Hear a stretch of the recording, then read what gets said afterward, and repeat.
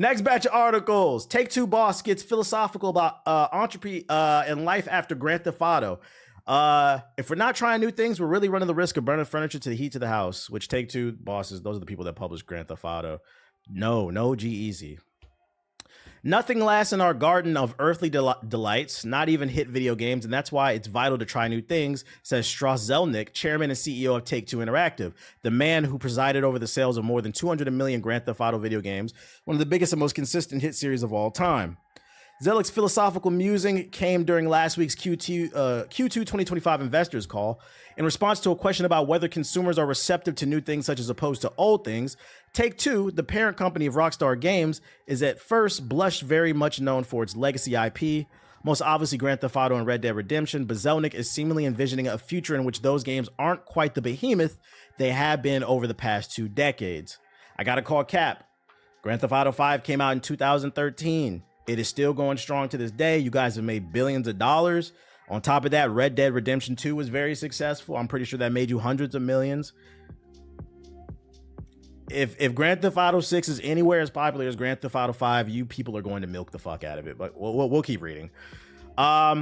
We know that if we put out a sequel, it's a lower risk proposition than a new intellectual property, but everything degrades. And even though most of our franchise sequels tend to do better than the prior release, and we're really proud of that because that's not the standard for the industry. The truth is there's this thing called decay and entropy. It's a feature of physics in human life and everything that exists on Earth. And so ultimately everything does decay, including hit titles. So if we're not trying new things and making new intellectual properties, we're to say that we're resting on new laurels really understates it. We're really running the risk of burning the furniture to heat the house, and it doesn't end well. It's just very interesting to me that he gives an interview, well, not an interview, but he says on the investor call, they need to focus on innovation and pushing boundaries. But you haven't been doing that. You haven't even been giving your fans what they want, which is Bully 2.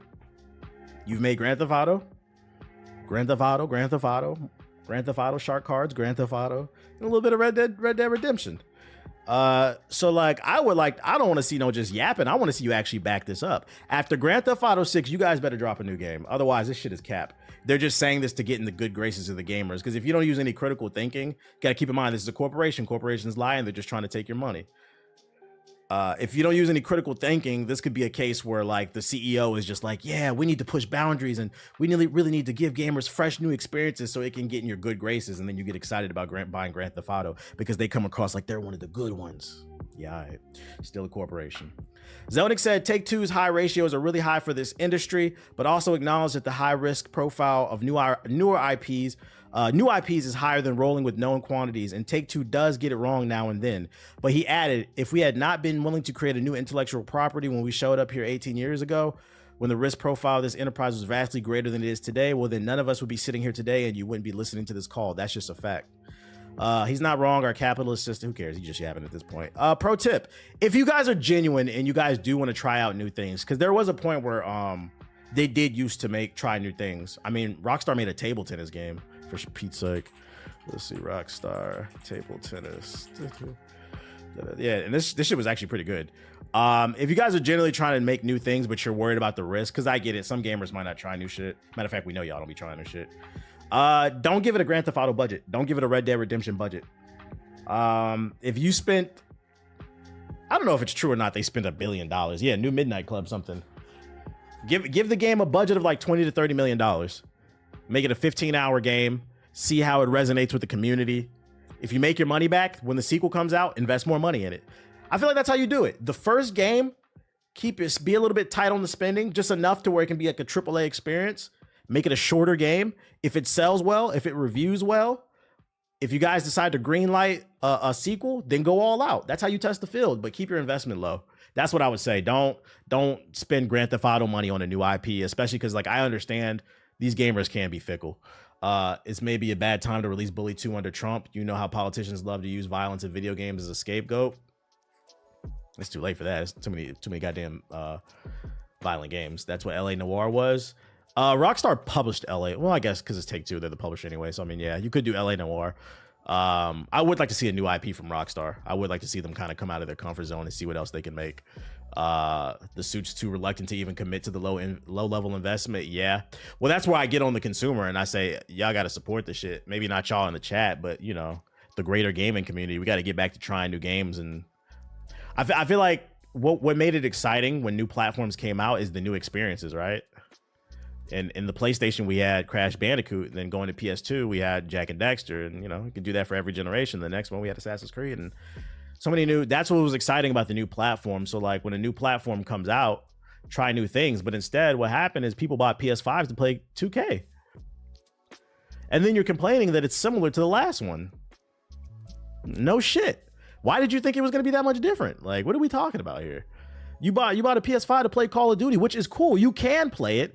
But try something else. Try something else. Mostly casual gamers. Yeah, a lot of hardcore casuals. EA survey suggests Apex Legends might soon be getting a monthly subscription service. EA is rushing to kill this game. The numbers are dwindling on Apex, and they're looking to kill it even faster. A new service sent. I think I meant to say survey. A new survey sent by EA suggested the publisher is considering a monthly subscription service for Apex Legends. Yeah, it is. The new survey, which was sent to several Apex Legends players and then to Insider Gaming, asked participants whether they'd be interested in a monthly subscription that will reward subscribers with monthly in-game currency amount, monthly rewards, and battle pass tiers. So they want you to buy the battle pass, and then they want you to buy the monthly subscription to unlock the battle pass. The subscription service could be similar to Fortnite Crew, which is, there's the Fortnite subscription service, $10 a month, which gives members exclusive skins, V-Bucks, and battle pass tiers. Why do they keep doing this? Because y'all buying it. Maybe not you in the chat, but your friends, people who look like you. There's, statistically speaking, if you are sitting in a PS4 group chat right now with that cheap ass earbud that comes with the PS4, first of all, fuck you. Second, out of the 5 niggas that's in your PS4 group chat, 1 or 2 of them are subscribed to this shit. And then y'all wonder why. It may not be you, but it's somebody in your friend circle. And I'm encouraging everybody to pull your friends aside and say, free yourself from the shackles of the fucking microtransactions. You could have used the microtransactions money to buy Metaphor, Refantasio, Astrobot. Play a good game, dude. Play a good fucking game. At the time of the writing, EA has yet to officially announce any form of Apex Legends monthly subscription service. However, the survey does suggest that they are at least considering it. Past surveys from EA have not subtly revealed that the questions evolve around feature content and ideas that generally are released at one point or another.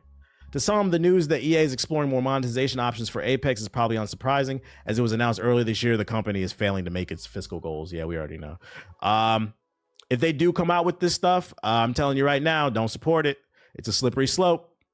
Don't support it, because that monthly subscription is going to start off as 10, then it's going to go to 15, then it's going to go to 20, and they're going to make some bullshit ass excuse up. The cost of X, Y, and Z has gone up. The cost of chewing gum in the office and granola bars has gone up, so we got to charge you guys $15 a month. Nigga, fuck your granola bars and your free coffee. What the fuck? It's the same niggas in a headlock over Overwatch. Oh yeah, we're going to talk about them niggas too. Matter of fact, where are that? Here. I saved it. I'm glad you brought that up. Who said that? Shout out to Clown in the chat. Overwatch community, come to the front. Dumbasses of the day. Overwatch's official account announced, relive the thrill that started it all with Overwatch Classic. Revisit iconic maps, enjoy the original hero roster, and embrace the chaotic fun of 6v6 for a limited time starting November 12th. Now, for those unaware, who remembers? Overwatch 2 was supposed to be a game that was 5v5 with new characters, new business model, and a story mode. Virtually none of that was introduced into the game other than the business model. The new business model. So they found a way to nickel and dime you while barely introducing any new content, while subtracting content. I guess it wasn't performing that well, so rumors came out that they were testing 6v6, which was the original Overwatch. So now everything has come full circle. They need to remove the 2 out the fucking game. You niggas is playing Overwatch 1. What the comments say on this shit, bruh? Get this shit the fuck out of my face. I have missed the rising uppercut. This is an abusive relationship. I'm so excited. This will be chaos. Walmart Canada, we're so back. What? Overwatch? Yes. Y'all are excited. I love this. This game came out in 2016. Y'all got bored of it, bought the new one. This is I gotta give it to Activision Blizzard. This is an amazing psyop. to show you how stupid the average person is. This is an amazing psyop. They got y'all excited to play a game that came out in 2016. This is crazy. Let's watch the trailer for shits and giggles. The trailer is probably the launch trailer from 2016.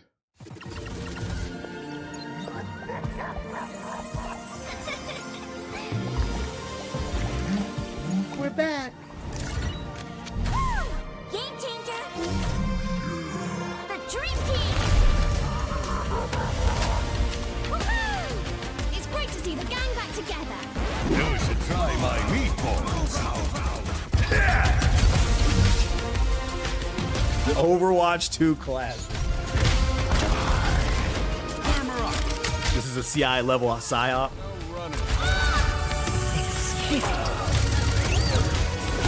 They hit another lick on the gaming community.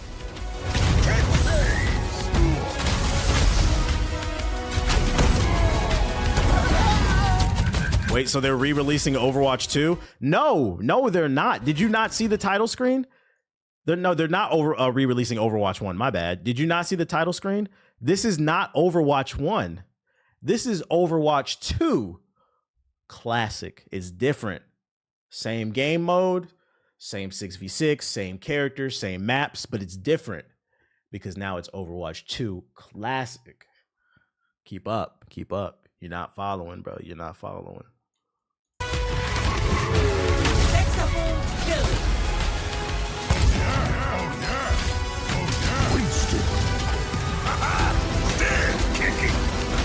Someone called the ambulance.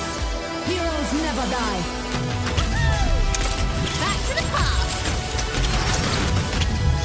What's next? Destiny 2 Classic? Yeah, fuck it. Let's release a classic for every game. You people are crazy. This is the problem.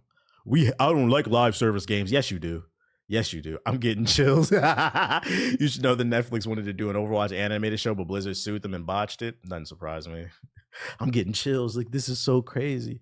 This shit is trending too. Overwatch Classic, a nostalgic return to 2016. You people are fucking crazy. I'm not gonna lie. Fuck this. If you're excited about this community, fuck this community. You people are what's the problem with fucking gaming, dude. All these cool games coming out. Y'all want to play the free-to-play version of the game that came out in 2016. You fucking psychos. What else we got? Yakuza's creator says size is being most important coming to an end. He says size doesn't matter, basically. Unrelated, but do you think the meta will acquire Ubisoft? Meta? I haven't heard nothing about that. In an interview with Famitsu, Nagoshi explained that his new studio's debut game will be an action-adventure game, but stressed that he doesn't think game size is important as it used to be. Size doesn't matter. I want to make a game that is fun to play, but isn't too much of a hassle.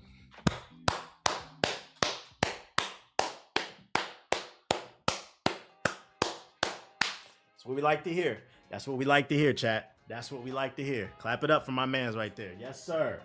Because what? Before you get your panties in a bunch, I want y'all to critically think about this. The average gamer is 35 or older. Most of y'all do not have time. Motherfuckers be complaining about games being 1,000 hours, not being 1,000 hours. If it's 1,000 hours, it's probably not fun. Unless it's Elden Ring. But what's wrong with a good 15 to 30 hour concise game? If it's really good, replay it again. Play it on hard. Go for all the trophies. Why? Why do I say that? Because you'll get a better experience that'll be much more concise, but you'll also, more importantly, be able to finish it. Because although the game may be only, say, 20 hours, if you are an upstanding citizen that's contributing to society and paying their taxes, unlike you broke-ass, bitch-ass PS4 niggas who couch surf on a mama's couch, if you are an upstanding citizen, you don't have time to play 5 1,000-hour games a year. That's why Call of Duty is so popular. That's why 2K is so popular. It's something you could just hop on and play. So as long as the game is great, I'm trying to change our perspective. Longer does not mean better, okay? Plus, they say the big ones hurt, so let me stop. Which, by the way, she says that to you. Facts, a lot of games too long for no fucking reason. Even though there aren't many completely original games now, if you include overseas games that are so many titles out there, it's impossible to play them all. Looking at the situation, I think the number of console games in the lives of ordinary game fans may be a little excessive. There's still many titles being released, but I feel the era of games where the volume is selling point is coming to an end. There isn't as much volume. Matter of fact, I'll give you an example. You know what a game would have been better, in my opinion, that came out this year if it was shorter? Dragon's Dogma 2. The first half of Dragon's Dogma 2 was fire, and the second half, it just fell apart. Like, they didn't know what to do with the game. And that's because that game on average takes people like 50 to 60 hours. If they would have cut that shit down to 20 hours, I guarantee you it would have been a better game. I guarantee you. It got really repetitive in the second half because you kept running into the same enemy types. And then on top of that, you couldn't fast travel. I'm telling you, less is more is a phrase because it's actually true. Final Fantasy Rebirth 2. Yep. Black Myth Wukong. I thought that game was too long. Freaking, what was it, chapter 5 or 6, the final one where you got the flying Nimbus? That chapter was awful. There was nothing in that big ass open world. The snow area, they should have cut a lot of fat out of that shit. Nagoshi founded a new studio 3 years ago, but is yet to announce his debut game. But after sharing his views on larger games, he told Famitsu that he was currently in process of trying to make the world map smaller in his current project. We should be entering mass production phase for the asset soon, so it's about time to decide on the final volume estimate. But I'm still thinking about whether it's really good enough, he explained. Of course, we have the map, but the current version is so large that it's almost too large. This time, while researching existing games, we started by making a fairly large map with roads and highways. Now we are gradually shrinking down and exploring the best balance of the game. Shout out to them. That's what we like to hear. All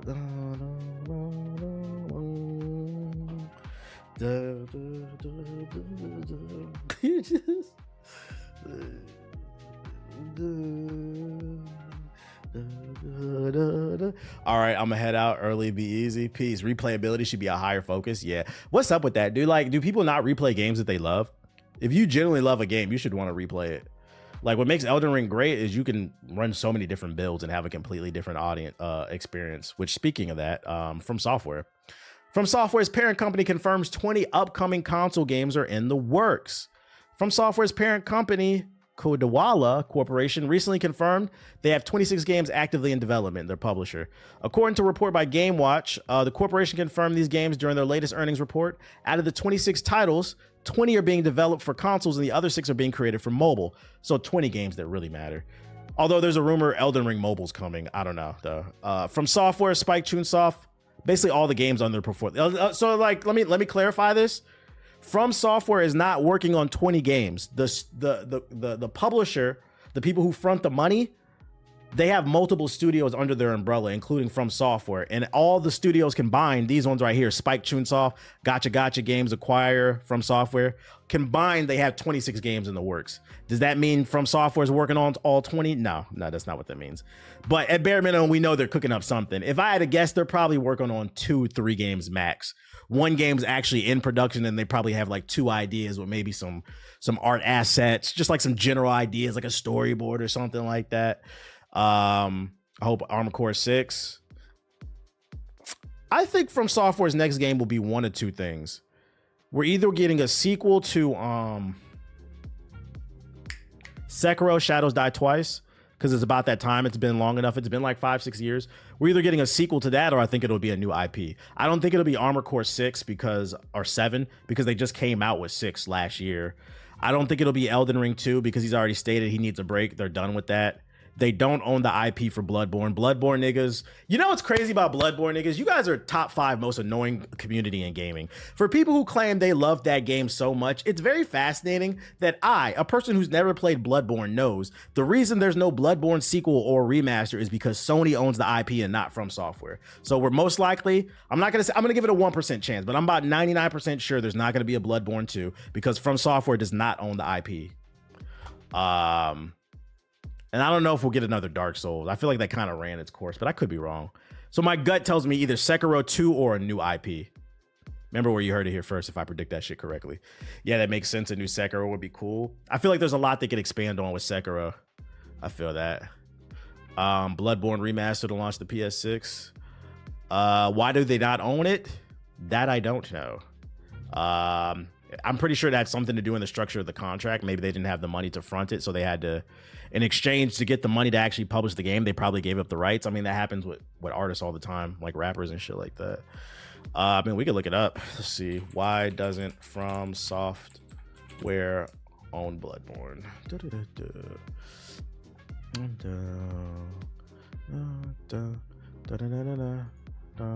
After hearing everyone talk about Blood, that's also why we haven't gotten it on PC. I don't think we're gonna find it. Bloodborne is owned by Sony. The reason why From is not doing anything with it is because they don't own it. I don't know. Does anybody have a concrete reason? Japan Studios was the original developer. Gotcha. Okay. So it wasn't even the same studio at the time. Dark Souls 4 would feed families. I just don't see it for some reason. I wouldn't complain, but I just don't see them doing Dark Souls again. Do you think a lot of people don't try new games because a lot seem like a chore to play, i.e. hours, not feeling like you get much done? Nah. I think it's because people are people like to stick with what's comfortable, right? Like here, I'll give you an example. The recent election. I'm not saying all, but some people will vote for Trump because it's even though it's going to be most likely a crazy experience, it's a crazy they're familiar with. They're not familiar with Kamala's crazy, if that makes sense. Some people really vote like that. It's kind of the same thing. People would rather play on a smaller scale. People would rather play Call of Duty than try something else, especially because shit costs $70. And then you know what I've learned too as I've gotten older, why some people don't try new games. You don't know how people got into games. You don't know what their experience is. But for me, talking to more people and playing games with different types of people, some people are just like intimidated by certain games and they need their hand held by, like, I'll use my girl as like an example. My girl was nothing but a Call of Duty head. She played nothing but Call of Duty when she first met me. And then I tricked her into playing Elden Ring. She wanted Aki, my dog. She said he deserves more treats, but I don't give him more than 2 treats a day because I don't want no fat ass dog. And I was like, he's not getting no treats. He's such a good. I was like, I don't give a fuck. He's not getting any more treats. That's just kind of how I was. And I said, you know what? I'll cut you a deal. She was like, what? I said, we'll bump it up to 3 treats a day if you can beat Margaret in Elden Ring, the first major boss. She was like, fine. Beats Margaret, ends up loving the game and ends up beating it. Now she's playing like Apex, and then she also played Apex. I think she's playing Lies of P, Sekiro. Like, she's played like a lot of different games, and like some of it too, even like 2K I've helped her with. Some of it is me helping her and like teaching her mechanics and shit like that. So like some people need maybe like a helping hand, like some training wheels, and then once they take them off the training wheels, they'll feel more comfortable. But I think some people are intimidated by certain types of games because like I think if you play a lot of different games, you get good at them, you don't understand how complex some of these games are until you see somebody who's not a hardcore gamer try to play them, and then it makes you register in your brain like, damn, I'm so conditioned, I didn't even realize like these are pretty complex controls and ideas and shit like that. But once the Mass Effect playthrough, I don't think she'll like Mass Effect. I've been trying to talk her into it, but I don't think she'll like it. I try to recommend. Here's another thing too. I recommend games to my girl based off what I see she likes. Because I remember when I first got her into Elden Ring, I knew she would like Elden Ring because she likes fighting games too. I was surprised she got really into Street Fighter 6. She never played Street Fighter before Street Fighter 6. She really liked that. So I was like, I think you'll like Elden Ring. And the reason I was able to correlate that was I was like, Elden Ring is pretty much a fighting game, but it's a single player fighting game. It's the same thing. You're playing footsies. You're learning the different attack patterns. I was like, I think you'll like it. And then you'll get that high off it. I turned out I was right. So like, I'll recommend things to people based off, you got to ask people what they like. Like I remember asking her, I was like, what are your favorite games of all time? She said Call of Duty and Kingdom Hearts. And I was like, what the fuck? Kingdom Hearts? She was like, yeah. I was like, that surprises me. I hate that fucking game. But I was like, Kingdom Hearts is a hardcore game. So I was like, I don't think you're as casual as you think you are. I think you need somebody to help you pick out different types of games. So like the point I'm trying to make is, if you have friends that you want to get them into different type of games, you should ask them, what do they like to play? And then try to correlate that towards how you hate Kingdom Hearts. The camera sucks. The dialogue sucks. The story is confusing. Characters are whack. I stand on it. I think a lot of y'all like Kingdom Hearts because, where are we going to end up, in the Toy Story, or we're going to end up in the Elephant Graveyard? You niggas just like the Disney shit, but like the game's not that great. I stand on that shit. If you like it, more power to you. I don't. So yeah, that's what I would recommend. If you notice they like something, recommend them something similar or like adjacent in terms of gameplay mechanics, and then it'll open their mind. And next thing you know, they want to try different types of things and shit. But I've tried. The motherfuckers just love 2K. Hey, but listen, some people just gonna be a 2K nigga till they die. They gonna be a 2K nigga till they die. It is what it is, man. It is what it is. What else I got for you? Oh, this is interesting, nerdy shit. Nvidia is making a new PC CPU to take on Intel and AMD, Apple says. And Apple, my bad, says a report. Right now in PC gaming, the two dominant players is AMD and Intel. Although I'd argue like Intel's kind of slid, but there might be a third player, which if their product is good, this is good. Because that means there's more competition, and that'll do what? Drive the prices down on Ryzen CPUs and Intel CPUs. You said that's not good? I think it is good. Nvidia is planning to take on Intel and AMD with a new CPU designed for use in consumer PCs, according to a report. The move could see the gaming GPU make competition the domination of Intel and AMD in the PC world, particularly when it comes to laptops and AI. But the company's lack of x86 license will present a challenge when it comes to its rumored Nvidia CPU running PC games and PC expansion hardware.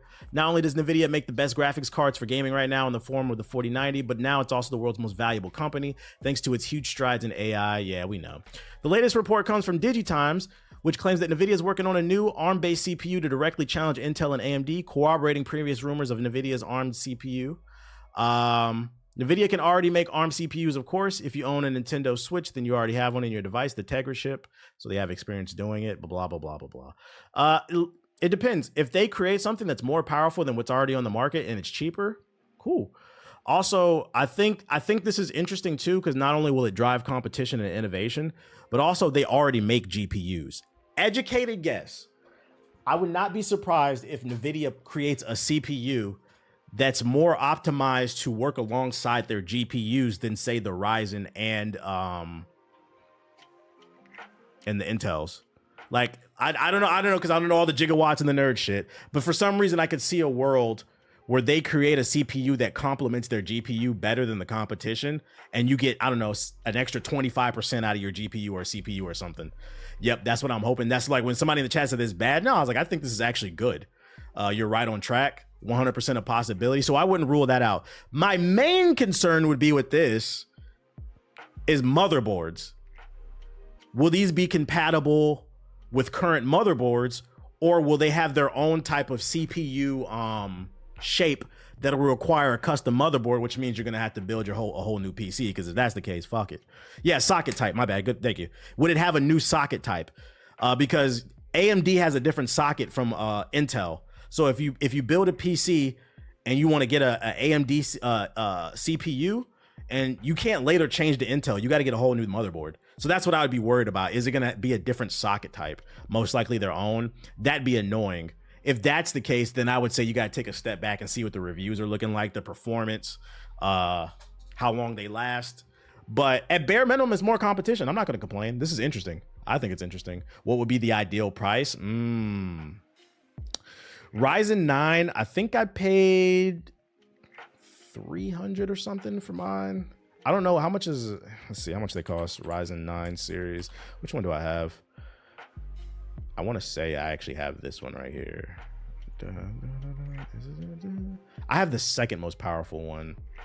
Oh, they got it. Y'all niggas got to come up with better names, dude. Let's say it's like 250, 300, right? It's got to be in that range. If they could undercut the competition and give you more power, that'd be great. Whatever you think and add 40%. You said Nvidia gonna have that crazy of a jump? Price depends on the performance. Yeah, I'll tell you this much. If they do come out with their own CPUs, I wouldn't be an early adopter. Like, let the reviewers, let the MKBHD types, let them test this shit out. Don't go out there and just buy it, like, because PCs are expensive. I would say wait for like the second, third generation of these CPUs to try it out. Damn, you really ditched Intel and never went back. Yeah, I'm not gonna lie. The Ryzen. So the reason why I fuck with Ryzen, niggas love to make fun of it, but my last PC had a Ryzen 7 in it. I built that 6 years ago. Never had a problem. And that bitch was still chugging up until like 2 weeks ago. It's right there. It still works. I just decided to upgrade and I wanted to build a whole new PC. Never had a problem. Now in reverse, Intel, my PC before I got the Ryzen 7 was Intel based. It was a Core i7. Within the first year of it, the CPU stopped working and I had to get a replacement. And back then I didn't have as much money. So like I was scrambling to replace it. Cause now like I had to, that wasn't as, like if my PC breaks down, If my PC breaks down now, like I'm fine. Like ideally, I don't want it to break down, but I can go.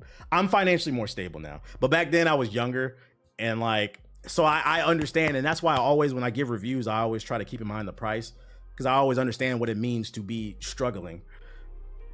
Right now, if you want to build a PC, I can't stress enough, I'd recommend the Ryzen series over Intel.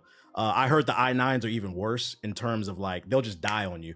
But like that Ryzen 7 was a motherfucking gangster. That shit held me down. My first i5, and then I moved. So it's about the quality, the build quality. They just work better. All my friends got them AMDs. Yeah, now when it comes to GPUs, I don't fuck with AMD. That shit is the Android of GPUs. I mean, don't get me wrong. The price to performance for AMD GPUs are good, but if you ever want to do anything besides play games, I wouldn't recommend them, because AMD's recording software is ass. Nvidia's software is so much better for recording gameplay, and also OBS is built around Nvidia GPUs. There's a chip built inside of Nvidia GPUs strictly for encoding, so it takes the workload off of your CPU. Like right now, I'm streaming, and right now my CPU is at 0.1%. I'm not even using 1% of my CPU, and that's because there's a chip inside of the GPU that handles all my encoding. So when I play games, I get to use 100% power of my PC. So like, yeah, the codec is just so much better. So like, yeah, right now, if you want to get into PC gaming, AMD CPUs, Nvidia GPUs. Fucking nerd, absolutely. Good on video editing too, absolutely, absolutely. Now, if at any point AMD gets better with their software, their quality of life features, then one day I might switch to their GPUs, because they are cheaper. You get better price to performance. But right now, I wouldn't recommend them. But if you're still buying Intel in 2024, then you're a fanboy, and that's why I said this shit is actually good. Nerd shit though. Oh, more nerd shit. There's a Madden documentary coming to Amazon Prime. Anybody want? I wonder if they're ever gonna cover the part of the Madden's history where it committed a crime against humanity when they bought the exclusivity license from NFL and they never gave it up. So the quality of football games have been trash ever since. I want people to stay on top. So our plan, instead of making a better game, is just kill all competition. Good question. Do you ever see a world? Because remember last year they just dropped FIFA's name because the licensing fee was too much, and they changed FIFA to FC Soccer. I think that's what it's called. Could y'all see a world where they drop Madden and they just call it EA Football or EA Pro Football 2026? And do you think it would be successful? Do y'all feel like the Madden name is like key to its success? They're dedicated to the best version of the game, Madden 04, with Mike Vick on the cover. Otherwise, we riot. I might check it out. November 26th. Yeah, that's coming to Prime Video if y'all want to check it out. New documentary, nothing too crazy. They don't give a fuck about Magic. Yeah, nowadays they don't. And then last but not least, Warner Bros. Freaking Multiverses was such a failure. They're burning through cash. I think they said they lost $300 million in the last year from all their games failing besides Harry Potter. And all their movies, they're failing too. It's so bad that they are currently selling the Batmobile from Christopher Nolan's Dark Knight series for $3 million. And apparently it works. So if anybody in the chat ever wanted to drive a Batmobile, they are currently auctioning off all assets at Warner Bros. Yo, this is equivalent to a nigga going to GameStop to sell a PS5. They hood bankrupt, bro. Yeah, broke nigga alert. What streamer's gonna drive it first? You know what's funny? I can see Kai buying this shit. I'm pretty sure he got 3 mil. Not to be pocket watching, but he looks like he's doing good. I can see a world where Kai bought one of these, because I think they said they have 10 of them. They have 10 fully functional, but not street legal. I can see a world where Kai or, oh yeah, Mr. Beast. I can see them fucking doing donuts in a video and shit like that. Cause you know that's what YouTube is all nowadays. It's all about flexing. I can't keep up with them niggas, bro. I think Phantom did. Niggas gonna be outside fighting crime and shit like that. So yeah, if you want it, go to the WB auction, see if you can cop it, and you can become Batman.